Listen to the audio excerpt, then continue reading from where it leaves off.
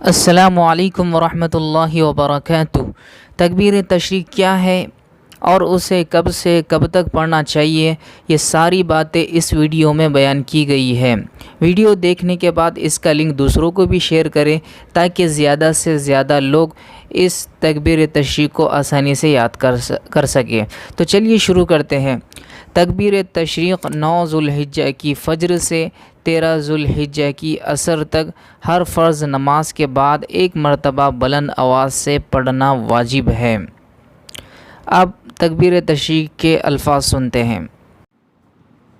اللہ اکبر، اللہ اکبر، لا الہ الا اللہ، اللہ اکبر، اللہ اکبر، وللہ الحمد، اللہ اکبر، اللہ اکبر، لا الہ الا اللہ، واللہ اکبر، اللہ اکبر، وللہ الحمد، اللہ اکبر، اللہ اکبر،